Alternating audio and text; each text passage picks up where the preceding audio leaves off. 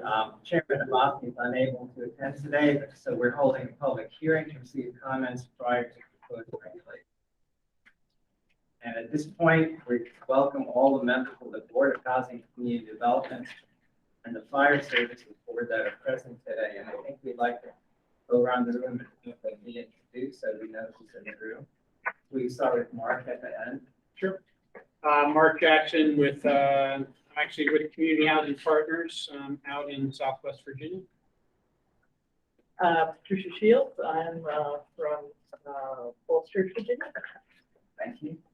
Susan Dewey, and I'm with Virginia Housing and Expedition. Good morning, everybody. I'm Sean Rivera, board member representing the Virginia Building and Code Association as the director of Virginia. Good morning, I'm Claudia Cotton, CEO of the Coastal Virginia Building Industry Association, representing the 3rd Congressional District on the board and also serving now the Fire Services Board. I'm Abby Johnson in Elizabeth, Virginia, representing the 1st Congressional District, and I'm with Virginia Case Authority, a nonprofit.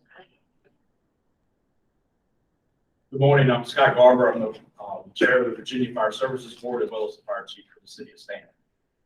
I'm Andy Friedman. I represent the 2nd Congressional District. I'm Brian Morton, the new director for the Department of Housing and Community Development, and I serve as secretary. Kyle Flanders, board on the DHCD, and if at all possible, myself included, please speak up when you're speaking. Thank you. I'm Keith Johnson, full-time fire chief in Loudoun County, representing this board as the Virginia Fire Service Board co-chair, vice chair. Ernie Little, Fire Services Board, representing the Virginia Fire Prevention Association. I'm Larry Murphy, representing the 4th Congressional District, president of Urban Development Corp, developer down in Petersburg, Chesterfield area. I'm also past president of the Home Builders of Southside, Virginia. I'm Pekon Samadi. I'm the department head of Baldwin Associates out of our Shenandoah Valley office. Nice to see everybody again. Thank you. Okay. So at this point, before we begin to receive public comment, I would like to explain how the hearing will be conducted. Anyone wishing to speak should sign in at the registration desk near the door or enter their name in the chat online. Comments offered by a previous speaker need not be repeated. The speaker may establish their position simply by referring to the earlier statement which expresses his or her position. We ask that each speaker limit remarks to 2 minutes due to the number of people we expect to comment on the various issues. We welcome the submission of written statements. In such cases, oral comments are not necessary. The board will review all written materials that are submitted. If you have written statements today, please leave them with Kyle Flanders or send them to kyle.flanders@dhcd.virginia.gov. We will receive public comment in this order: first on the statewide fire prevention code, next on the uniform statewide building code, then the Virginia amusement device regulations, and the Virginia industrialized building safety regulations. We will go first to those people here in person and then to those online. I now open the public hearing. We have Kyle call the first speaker. Thank you. First speaker in person is Steve Shapiro. I'm speaking from the building. Oh, I'm sorry. We do not have anyone registered for the statewide fire prevention code at this time, either online or in person. Online or for the statewide code. Okay, so then we'll hear comments on the uniform statewide building code. Yes, please.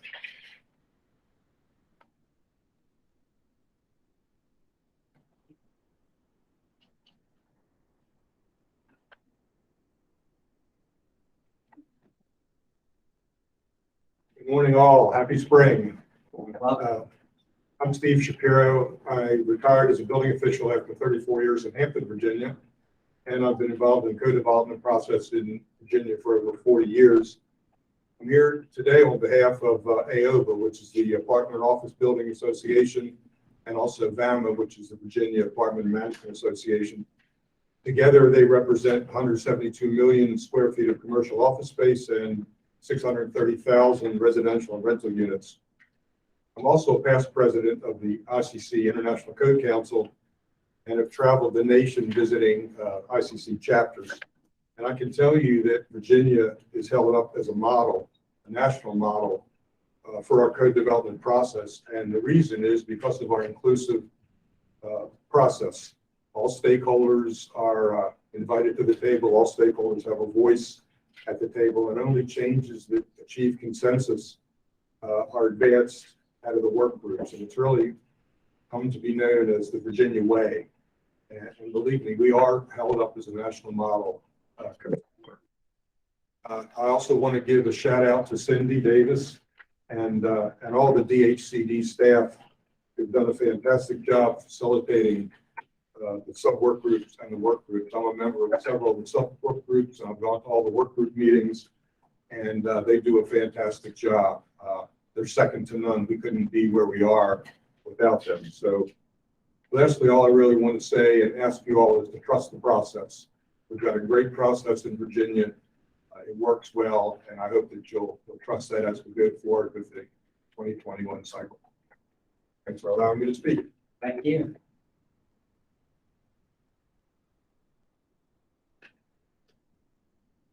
Thank you. Next up, we have Mr. Bob Shippey.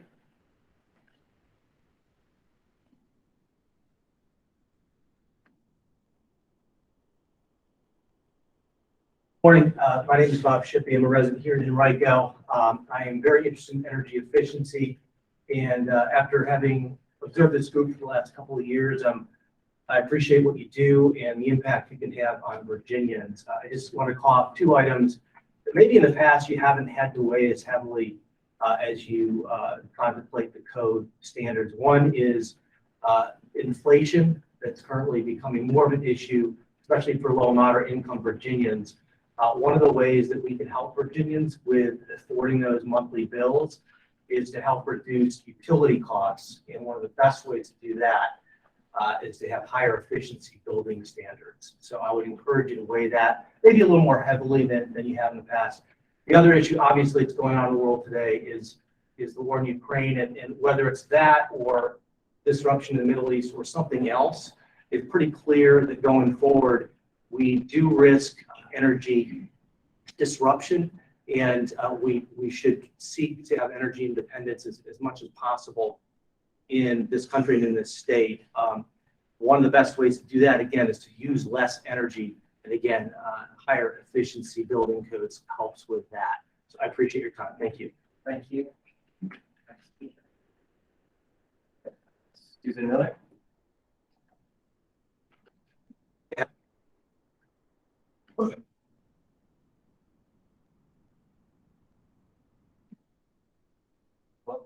Good morning. I'm Dr. Susan Miller. I'm a retired family doctor and a member of the Virginia Coalitions for Climate Action, on whose behalf I present the comments.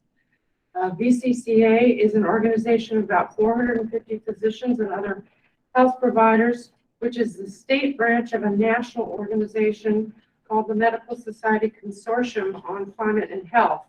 We were founded in 2017 to bring the clinician voice to climate change advocacy in Virginia through education, advocacy, and community outreach.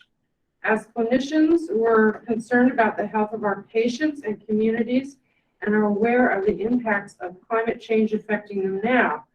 So why would we be commenting about building codes? The health benefits of strong building codes are significant. Buildings are the third largest source of carbon pollution, and numerous scientific studies have demonstrated that housing renovations that improve ventilation, insulation, heating and cooling equipment result in reduced pollutants. Increased insulation protects against cold heat-related deaths in areas that experience extreme temperatures, and improved air quality reduces asthma and exacerbations of chronic obstructive lung disease. Better controlled moisture in buildings reduces mold and allergies. And avoidance of building materials that contain hazardous substances reduce the risk of cancer. Improved indoor air quality can particularly benefit those who are in low-income populations. Upgraded HVAC limits exposure to particulates, to gaseous pollutants, and to mold. And studies conducted in 2014 found that low-income populations living in green buildings experience fewer symptoms of respiratory illness and generally improved health. Many of the impacts of a changing climate are being felt by our patients today. Heat illness is increasing, allergy season is earlier, Lyme disease is spreading. The way we build and renovate impacts our health. Structural efficiency improvements are much less costly to install during the initial construction. That's your 2 minutes. Okay, and for these reasons, just about done, VCCA supports the adoption of the full 2021 IECC without any weakening amendments. Better building codes protect Virginians' health. Thank you very much. Next, we'll move to virtual speakers, unless there's anyone else in the room in person to speak. Okay, first, we have Laura Baker or Eric Lacey. Yes, good morning. Can you hear me okay? Yes. Great. Good morning. I'm Laura Baker, and I'm with the Responsible Energy Codes Alliance. RECA strongly supports Virginia's proposed adoption of the 2021 IECC for both residential and commercial construction. The full 2021 IECC provides clear energy cost savings. According to a report from the US DOE, new homes built in Virginia to the 2021 will save almost 18% in energy costs in the first year alone, as opposed to compared to Virginia's current energy code. And on the commercial side, DOE also did a study that showed that commercial buildings built under the 2019 version of ASHRAE Standard 90.1, which is a compliance option in the 2021 IECC, will save an average of 3.7 cents a square foot on average every year in energy cost savings.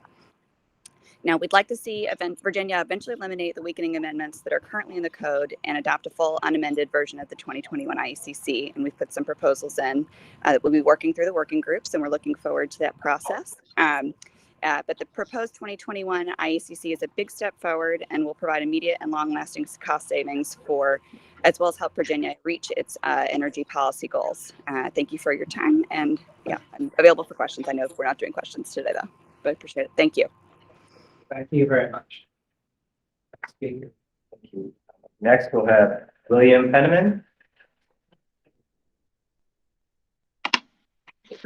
Thank you. I am William Penniman. I participated in the last cycle on behalf of the Virginia chapter of the Sierra Club and 3 other organizations with a total of 30,000 members, or more than 30,000 members in Virginia.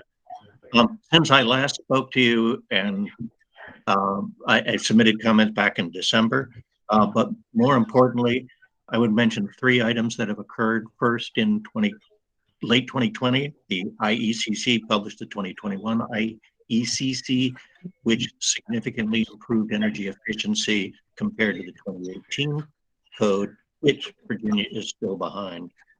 Second, in early 2021, the General Assembly amended Virginia law to require that the code meet or exceed, that it be at least as stringent as the latest IECC, which was then the 2021 IECC, with the exceptions only that the construction costs increments exceed the savings to residents and the public and the benefits to the public over time, including pollution reduction benefits.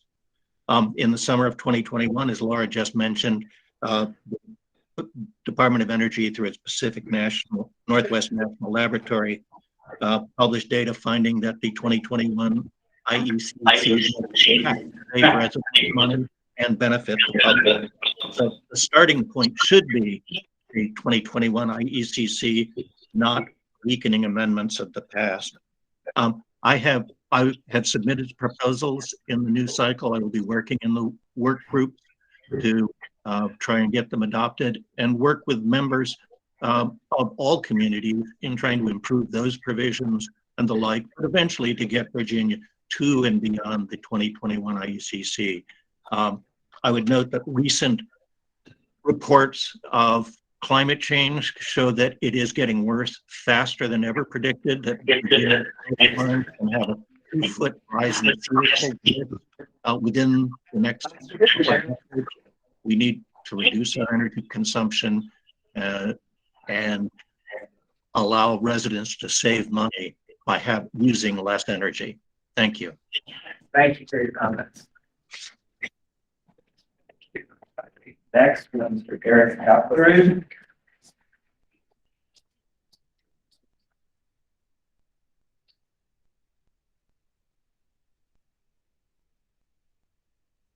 We'll check back. Eric, so Mr. Michael Trauberman.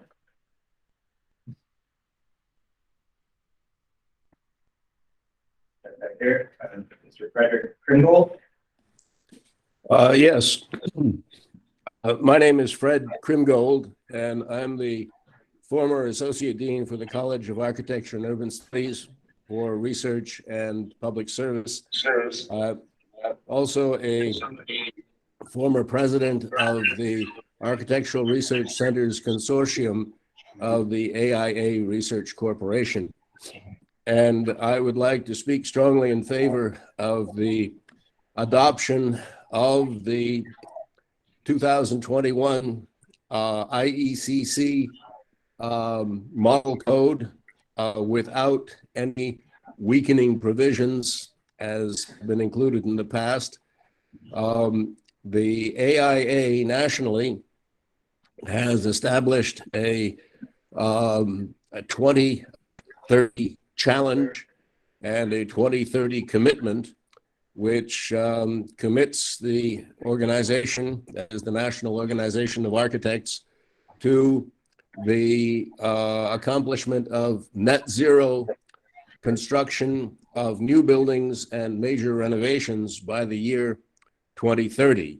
And that implies a definite decrease in the amount of greenhouse gas emissions from new construction and major renovation over the intervening period.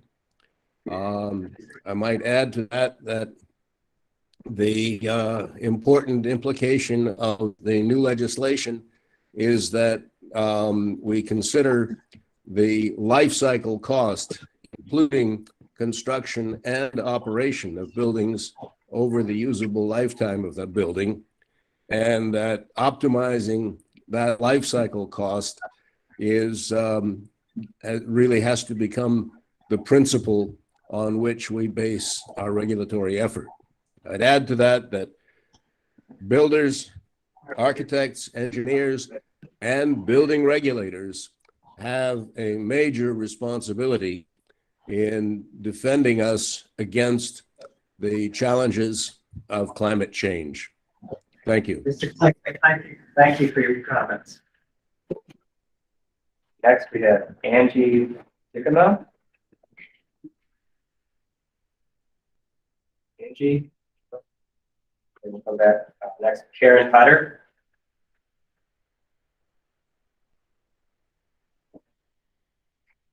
Okay. Kate Walker. Good morning. Morning. Good morning, Chairman Abbasi, Vice Chairman Maringoff, and members of the board. I'm Kate Walker. I'm the Environmental Programs Coordinator for the City of Falls Church, and my comments represent the vision, goals, and legislative priorities of the city.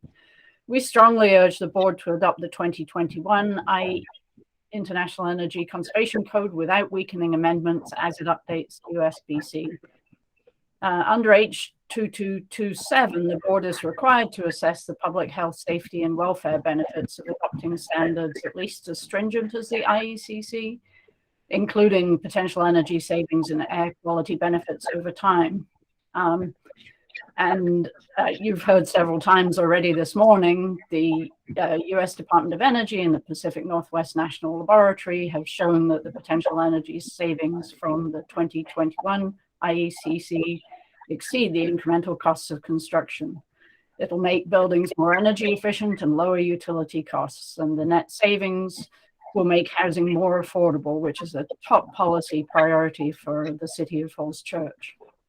Adopting the 2021 IECC in full will also provide important public health, safety, welfare, and air quality benefits, including healthier and more comfortable living environments, increased resilience, which is becoming increasingly important, and reduced greenhouse gas emissions. The City of Falls Church has a goal of reducing its greenhouse gas emissions 80% by 2050, and many jurisdictions throughout Virginia have similar goals. With more than half of our greenhouse gas emissions resulting from buildings, an energy efficient USPC incorporating the 2021 IECC is absolutely essential for the city to successfully achieve its goals. So we urge you to adopt the full 2021 IECC without weakening amendment. Thank you. Thank you very much. Next, we have Sally Newkirk.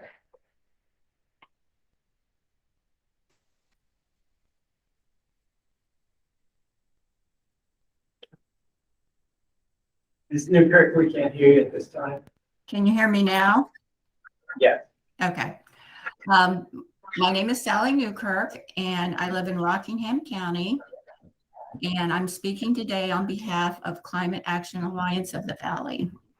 I'm also a real estate agent. I've been a real estate agent for 20 years. And I believe that comfort, security, and relaxation make a house a home. I like to sell and help people buy healthy, energy efficient, and comfortable homes. People need to be able to pay their monthly mortgage and their utility bill. I often provide advice to clients, sellers, and buyers about the importance of energy efficiency and in keeping a home more comfortable and more affordable. And here in Harrisonburg and Rockingham County, the Central Habitat for Humanity District, we've been building Earthcraft standard homes for almost a decade now. And in this particular district, we are beginning to put solar panels because we all talk about housing affordabilities these days. But if you have to choose between paying your mortgage and paying for your heat or your groceries, then it's not affordable. It's vital for Virginia's building codes to recognize the importance of building into new homes, houses with EV and solar readiness, and lasting value that truly energy efficient and low energy use a home has. As a realtor, I can assist with messaging and marketing for these homes. I urge this board to adopt the 2021 IECC standards to make this a reality in Virginia. Thank you so much. Thank you very much. Next, we have Erin Mahoney. Hi, good morning. My name is Maren Mahoney. Thank you for the opportunity to provide comments this morning. I'm speaking today to urge the adoption of the 2021 International Energy Conservation Code without weakening amendments as you consider updates to the state's uniform statewide building code over the next year. I'm here today on behalf of Ceres, a nonprofit sustainability organization that works with major institutional investors and companies who support policies that increase access to modes of economical decarbonization. The Ceres Business for Innovative Climate and Energy Policy, or BICEP network, is a coalition of more than 80 major businesses and employers committed to advocating for stronger climate and clean energy policies at the state and federal level. BICEP members have headquarters or significant footprints in Virginia, including Mars Inc., Microsoft, Nestle, Salesforce, Unilever, Workday, and Worthen Industries. Ceres also organizes an energy optimization work group, a complementary business group comprised of leading businesses, service providers, product manufacturers, and end users engaging on state and federal level energy optimization policies. Many of these members have businesses in Virginia as well. Building codes are one of the most cost-effective ways to reduce the energy use and emissions from our built environment. They are especially important because buildings account for more than 48% of all energy consumed by our state. Moreover, energy-efficient construction decreases the likelihood that a home will default and is a critical tool for building the economic resilience of our communities. As you've heard from previous commenters, recent independent analysis from the U.S. Department of Energy's Pacific Northwest National Lab shows that it will be a boon for the state for decades to come by delivering $2.5 billion in energy cost savings, avoiding more than 11 million metric tons of carbon emissions, and creating more than 6,000 new jobs in the construction sector alone. On behalf of Ceres, we hope that you will adopt the 2021 International Energy Conservation Code without weakening amendments as part of this code update cycle. And I thank you for the consideration of my comments today. Thank you very much. Crystal Bitterbold.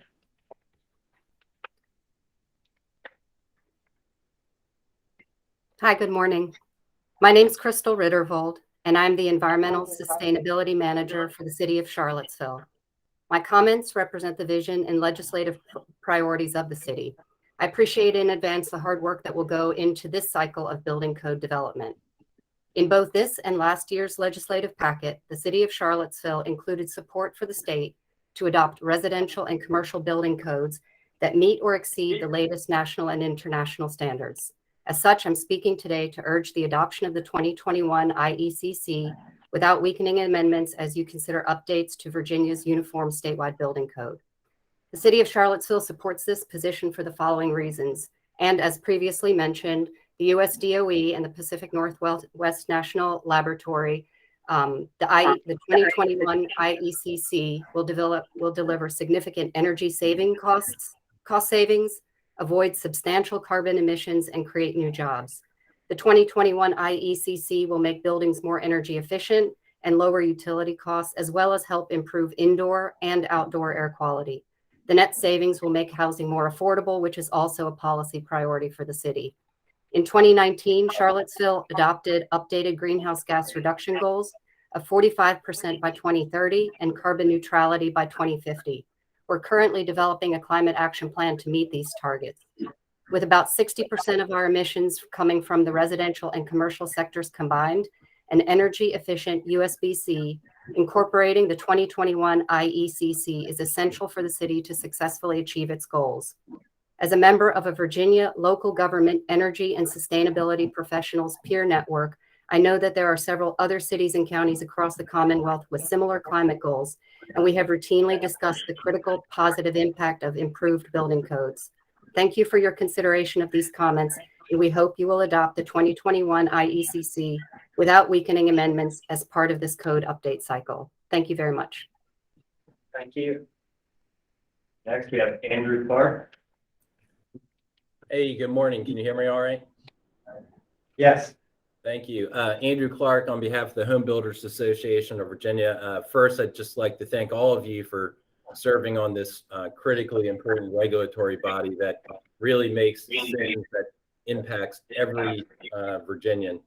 And there'll be plenty of opportunities to talk about specific proposals, but today I really want to focus on what this board does to and how the board's decisions factor into housing affordability and where we're at now. In December, the Virginia Joint Legislative Audit and Review Commission, JLARC, released a 200-page report, which I know everybody's going to go home and read, but it really focused on the dire need to expand access to housing for individuals across the income spectrum. And to just highlight a few of the data points that they found, statewide median home sales prices rose 15% between 2020 and 2021. In Hampton Roads, that number is 41%. Along with a 37% increase in far Southwest Virginia, 32% increase in Southside, 18% in the Valley, 16% in Central Virginia, and you kind of get it from there.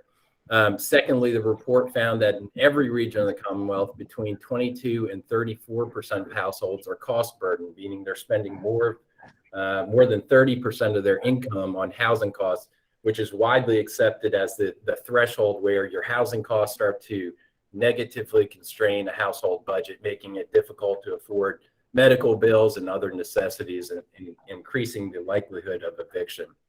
And then finally, this is, I think, the most relevant number. JLARC found that in the rental market alone, Virginia is short about 200,000 affordable units for folks at the lower end of the income spectrum. And that shortage ranges from 6,000 units in far Southwest to 60,000 units in Northern Virginia. And so, you know, why am I talking about this?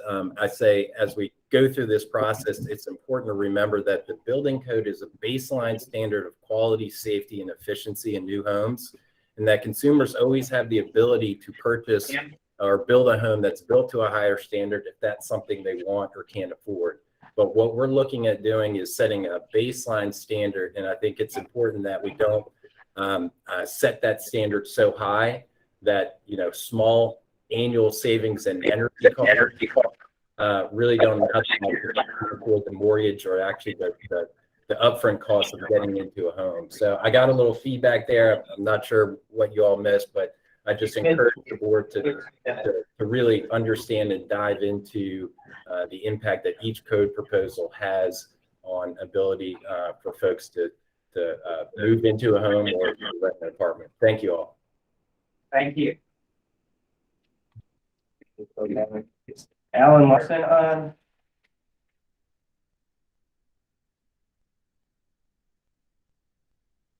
Eric Kapler.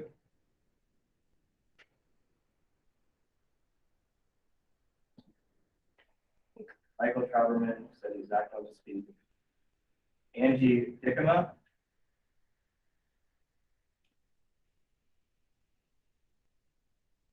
Karen Potter.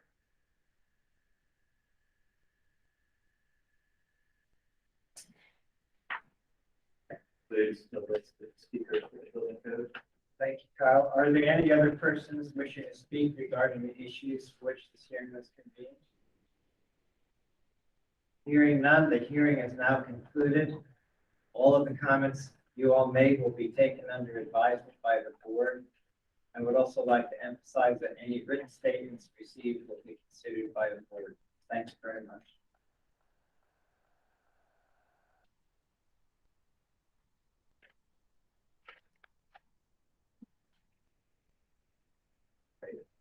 Committee will take a short break before the